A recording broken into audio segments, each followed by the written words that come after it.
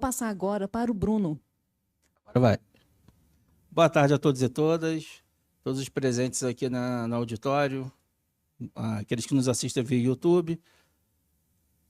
Agradecer a ANAC, parabenizar a ANAC na pessoa da diretora Mariana, do diretor Rui e todos os servidores aqui presentes, aos colegas aqui presentes.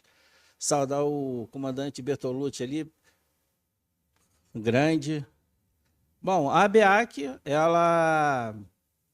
hoje ela possui 24 escolas associadas, onde dentro desse universo de escolas associadas, ela ampara, ela forma todo o ecossistema da aviação civil, né?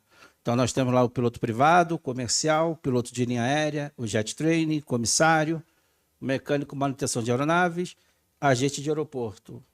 Em suma, a espinha dorsal da formação aeronáutica passa por dentro das escolas que são membros da ABEAC. Nós estamos falando tanto da instrução prática quanto da instrução teórica. O foco aqui hoje, nós vamos nos ater à questão de comissários e pilotos. A questão do mecânico manutenção de aeronaves já está sendo muito bem tratada na questão do grupo de estudo misto, que a ANAC instaurou, né? Muito importante. Então já há um fórum permanente para debate, para melhorias na qualificação, desburocratização da formação aeronáutica, né? Dos mecânicos. Bom, a formação de comissários ela se divide em dois períodos. O primeiro período é até dezembro de 2023, onde nós tínhamos um processo de formação que seguia. O aluno ele obrigatoriamente tinha que estar matriculado em um SIAC, onde ele realizava aquela formação básica. Posteriormente, ele realizava a instrução prática de sobrevivência, primeiros socorros. Após, era feita uma avaliação pelo próprio SIAC, e aí, sendo aprovado, ele era autorizado a realizar o exame teórico da ANAC, que era um exame compulsório. Após isso, ele participava do processo seletivo da empresa e, uma vez contratado, a empresa aérea providenciava a instrução especializada de acordo com o SOP da empresa, a aeronave que ela vai operar e etc. A partir de janeiro de 24, esse cenário mudou, onde nós temos o exame teórico sendo facultativo. Hoje o aluno ele pode, ele pode participar de um processo seletivo e a empresa aérea agora ela vai ter que dar todo o treinamento básico e o treinamento específico, ou seja, algo que a empresa aérea somente maturava naquele candidato, hoje ela tem que formar esse candidato, não é? No entanto, as empresas elas continuam exigindo o curso de comissário, uma escola de aviação civil, elas continuam exigindo, exigindo a CCT, que é o exame teórico, elas continuam exigindo, porque a ANAC ela manteve esse exame teórico, né? Mas isso é no hoje. Amanhã nós não sabemos, porque hoje a gente ainda tem um grande volume de comissários formados, né? Que as empresas elas têm essa oportunidade de absorver no mercado. E a grande questão é que logo que houve essa desregulamentação, houve uma queda vertiginosa do número de alunos desses SIACs. Muitos fecharam, que o grande carro-chefe, né, que o carro-chefe desses SIACs eram exatamente o curso de comissário. Outros vicejaram, permaneceram, né? E esses alunos que deixaram de ir para esses SIACs, eles caíram na mão dos coaches. Os coaches que falam que para você ser comissário, basta falar inglês e aprender etiqueta. Não estou de brincadeira, não, isso é sério. Acabou. Não precisa. O comissário é o quê? Isso é uma desvalorização. O comissário é um agente de segurança de voo. Se alguém passa mal, é o comissário que vai prestar o primeiro socorro. Porque esses primeiros socorros, essa formação que o comissário tem, os pilotos não têm. Os pilotos não têm. Sobrevivência na selva, sobrevivência no mar, incêndio, lidar com passageiro indisciplinado, são habilidades que o comissário possui. O comissário é uma espécie de agente de segurança de voo. É ele que está ali dentro. Servir o passageiro, atender o passageiro, é só um plus da função do comissário. É só algo a mais, né? Então, esse é o grande ponto que nós temos hoje. Qual é o impacto que nós observamos assim, dentro da escola? Os alunos retornaram, estamos numa ascensão. Hoje, aquela queda que nós vimos observada no início, hoje o mercado ele se ajeitou e estamos numa ascensão novamente. Só que a gente continua ainda tendo um problema, que não são todos que seguem o mesmo padrão. Nós observamos, por exemplo, isso pode representar um risco à segurança operacional. Falta de comprometimento do candidato. O que é falta de comprometimento do candidato? Estou na praia hoje, não faço nada da minha vida. Amanhã eu cismo, quero ser comissário. E aí, num cenário assim, bem forçado, só para reforço de argumento mesmo, ele chega, a companhia aérea chama ele, né? E óbvio que isso não acontece, mas no futuro nós não sabemos o que pode acontecer, né? Então, aí ele chega e vê o seguinte: não, eu vou ter que lidar com isso, eu vou ter que apagar fogo, eu vou ter que aprender essas coisas todas. Não quero. E a empresa aérea perdeu aquele tempo ali para formar aquele profissional.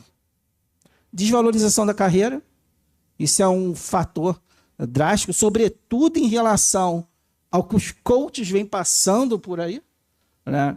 Que basta você falar inglês e aula de etiqueta. Acabou. E desfila.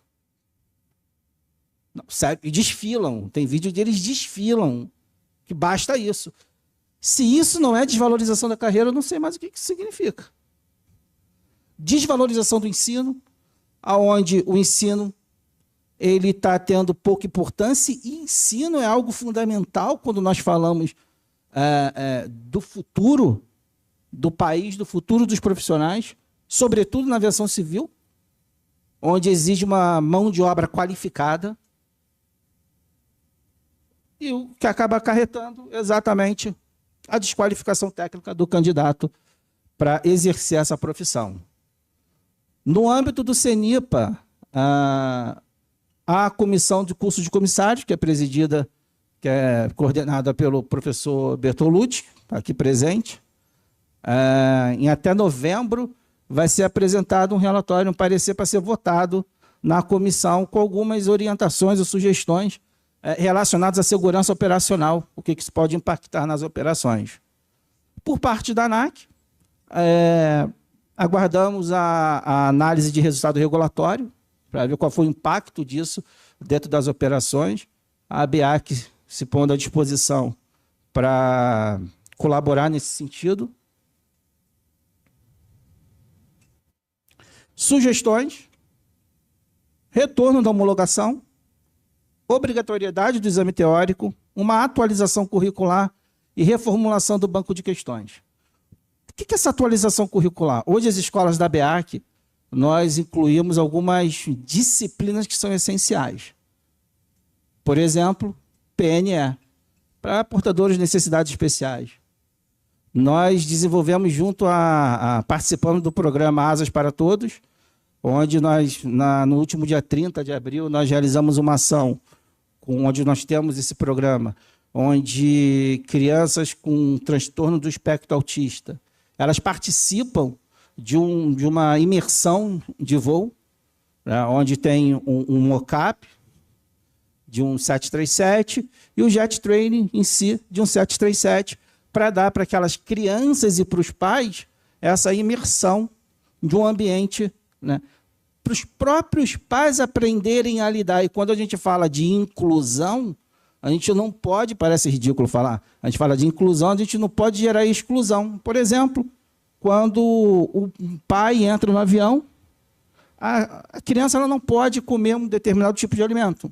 E aí chega o comissário para servir aquele alimento, e o pai fala, não, ele não pode, ele já tem o dele. Isso é exclusão. Então, qual é a orientação? O que é ensinado?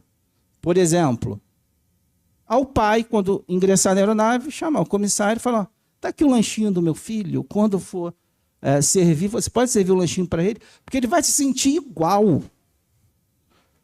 Então, isso é um dos aspectos que nós trazemos. A questão por exemplo, de problema, deficiência auditiva, deficiência visual. Tudo isso é trabalhado, é preparado, porque nós entendemos o seguinte, nós temos que ter o ECA. O que é o ECA? Primeiro você tem que conscientizar o profissional, o aluno. Então você educa ele, você conscientiza ele, para que ele, quando entrar no mercado, ele possa aplicar aquilo que ele aprendeu e que ele se conscientizou.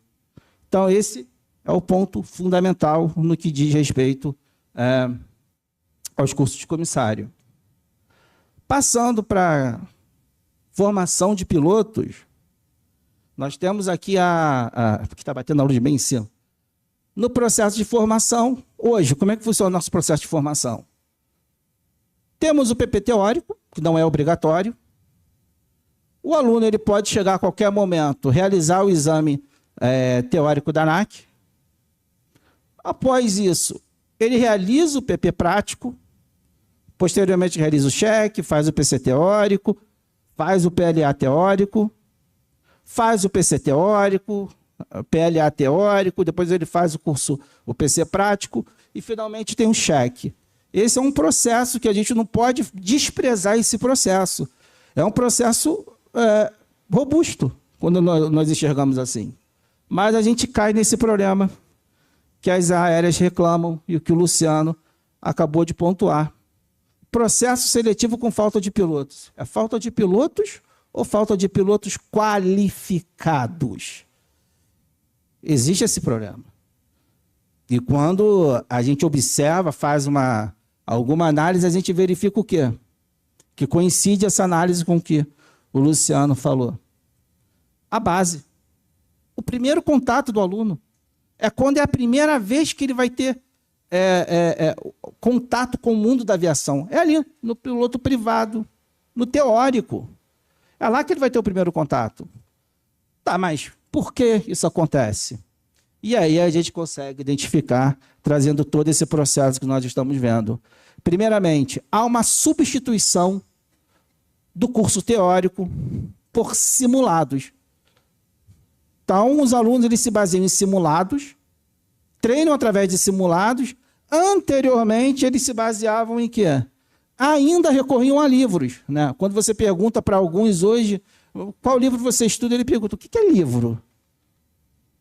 Nós estamos assim hoje, né? Isso é sério, né? E hoje ele não pega mais o livro para estudar, ele não assiste mais uma aula teórica. Ele se baseia na inteligência artificial, ele vai lá e faz as perguntas na inteligência artificial, que não vai responder corretamente, ainda bem. Mas eles hoje estão se baseando por inteligência artificial para decorar simulado, faz o exame teórico do PP, checa o PP, ele já vai chegar no prático com uma certa deficiência, vai chegar com deficiência no prático, vai acumular essa deficiência, porque da mesma forma que ele realizou decorando simulados, ele naquele momento ali da formação dele, prática, ele vai fazer o quê? Vou treinar rapidamente missões. E é isso que ele faz.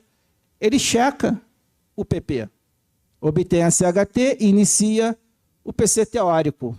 Só que quando ele inicia o PC teórico, toda aquela base de conhecimento, tudo aquilo que era suporte para ele prosseguir na carreira, ele não sabe, porque ele não lembra.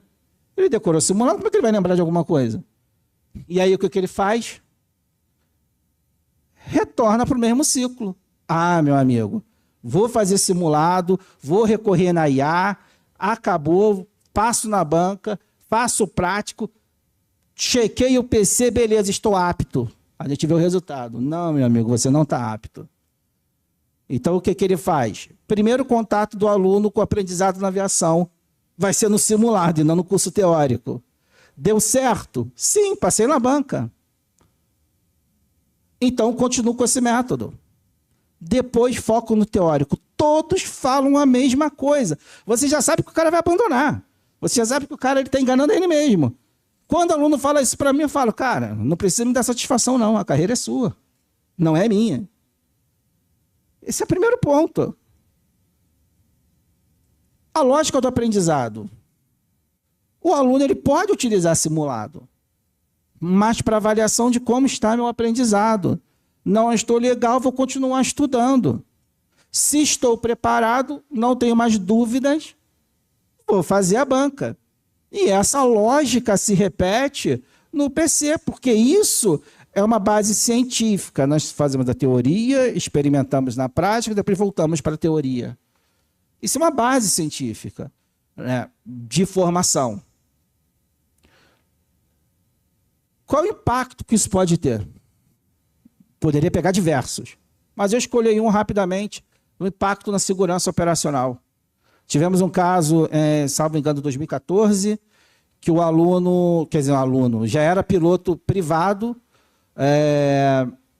não sabia fazer fraseologia, não sabia qual que era a classe de espaço aéreo que ele estava ingressando, e aí o ATC mandou ele retornar, não retornou, não respondia, a questão ficou nervoso, e acabou que ele saiu daquele espaço aéreo e caiu com o avião. Ele não morreu, mas a perda da aeronave foi total, mas ele poderia ter custado a vida dele. E aí o CENIPA fez o relatório, fazendo as recomendações, né, porque foi identificada deficiência da formação desse piloto, né, e várias recomendações, todas elas direcionadas para a ANAC, sobretudo no que diz respeito ao curso de piloto privado. Temos vários relatórios do CENIPA nesse sentido, vários. Peguei esse só por uma amostragem. Eu poderia fechar os olhos e escolher um, e esse foi escolhido.